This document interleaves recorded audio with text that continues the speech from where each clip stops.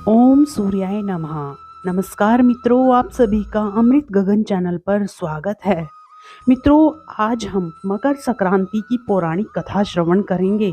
ऐसी मान्यता है कि मकर संक्रांति के दिन इस पौराणिक कथा को श्रवण करने मात्र से भगवान सूर्य की कृपा के साथ साथ भगवान विष्णु की कृपा भी उस व्यक्ति पर सदैव बनी रहती है। मकर संक्रांति पर दान करने का विशेष महत्व होता है। यदि मकर संक्रांति के दिन इस कथा का श्रवण किया जाए तो पुण्य फल कई गुना अधिक प्राप्त होता है। मित्रों, इससे पहले यदि आपने अभी तक हमारे चैनल अमृत गगन को सब्सक्राइब नहीं किया है तो व्रत और कथा से जुड़ी महत्वपूर्ण जानकारियां समय पर प्राप्त करने के लिए जरूर सब्सक्राइब कर लें। मकर संक्रांति की प्राचीन कथा के अनुसार एक समय की बात है। किसी राज्य में विष्णु सेवक हरिदास और उसकी पत्नी गुणवती रहते थे। गुणवती बहुत सुशील और भगवान विष्णु की परम भक्त थी। वो एक पतिव्रता स्त्री थी। उसने प्राय सभी प्रसिद्ध देवी देवताओं के व्रत आदि किए।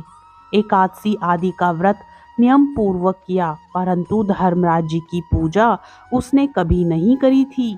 अतिथि सेवा से वो कभी भी पीछे नहीं हटती थी। इस प्रकार सदाचार तथा धर्मपरायण से वो अपना जीवन व्यतीत कर रही थी। एक समय गुणवती मृत्यु को प्राप्त हो गई।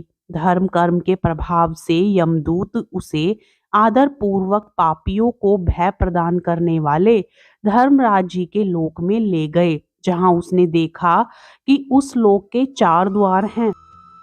नगर के बीचों बीच धर्मराज जी का बहुत भव्य और सुंदर मंदिर है, जिसमें धर्मराज जी विराजमान हैं। उनके पास चित्रगुप्त जी भी विराजमान हैं, जो मृत व्यक्तियों के पापों का लेखा जोखा धर्मराज जी को सुनाते हैं।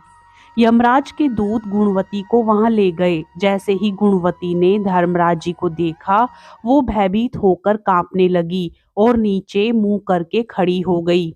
जब चित्रगुप्त जी ने धर्मराज जी को गुणवती के पाप और पुण्य का लेखा जोखा सुनाया, धर्मराज जी गुणवत्ता की भक्ति देखकर प्रसन्न हुए, परंतु वह कुछ उदास थे।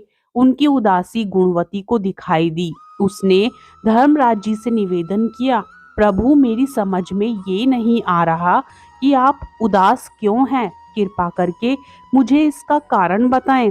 तब धर्मराज जी ने कहा, हे देवी, तुमने जब तप व्रत दान आदि कर सभी देवताओं को संतुष्ट किया है, परंतु मेरे नाम का तुमने कभी भी कोई भी दान पुण्य व्रत आदि नहीं किया।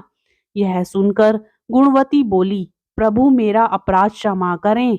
मैं आपकी उपासना की विधि नहीं जानती थी। आप कृपा करके मुझे इसका कोई उपाय बताएं, जिससे मनुष्य को आपकी कृपा का पात्र बनने का अवसर प्राप्त हो सके।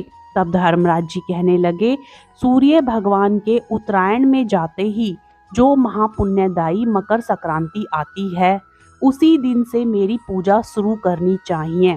इस प्रकार साल भर मेरी कथा सुनने से और मेरी पूजा आदि कर दान पुण्य देने से व्यक्ति सभी प्रकार के दुखों से मुक्त हो जाता है और फिर वह व्यक्ति मेरे पास सदा सुखी रहते हैं। यह सुनकर गुणवती ने धर्मराज जी से प्रार्थना करी, हे प्रभु, यदि ऐसी ही बात है तो मुझे इन यमदूतों से छुड़ाकर फिर से संसार में वापस भेज दीजिए, जिससे मैं आपकी कथा का प्रचार कर सकूं। गुणवती की यह प्रार्थना सुनकर धर्मराज जी ने गुणवती को धरती लोक पर वापस जाने की स्वीकृति दे दी। उसी समय गुणवती के मृत शरीर में प्राण वापस आ गए। उसके पुत्र बोले, हमारी माता फिर से जीवित हो गई। इसके बाद गुणवती ने अपने पति और पुत्रों को धर्मराज जी की सारी बातें बता दी। गुणवती ने अपने पति और पुत्रों के साथ मकर संक्रांति के दिन से पूरे विधि विधान से धर्मराज जी को प्रतिदिन पूजा और कथा करना आरंभ कर दिया और साथ ही साथ दान पुण्य कर्म करना भी शुरू कर दिया। इस प्रकार गुणवती ने साल भर कथा सुनी और वह सभी सुखों को भोगने के बाद जब मृत्यु को प्राप्त हुई तो स्वर्ग में देवताओं ने गुणवती का आदर सत्कार किया। हे धर्मराज जी, इस कथा को कहते सुनते और हुंकारा भरते सब पर अपनी कृपा बनाए रखिएगा।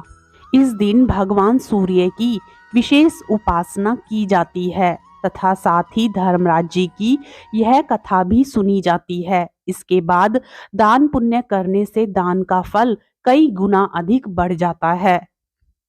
बोलिए सूर्यदेव भगवान की जय, धर्मराज जी की जय। मित्रों, आप सभी को मकर संक्रांति की हार्दिक शुभकामनाएं। हम आशा करते हैं कि आपको यह कथा पसंद आई होगी। यदि आपको यह कथा पसंद आए तो वीडियो को लाइक करें, ज्यादा से ज्यादा शेयर करें और चैनल को सब्सक्राइब करना ना भूलें। राधे राधे, जय श्री कृष्णा।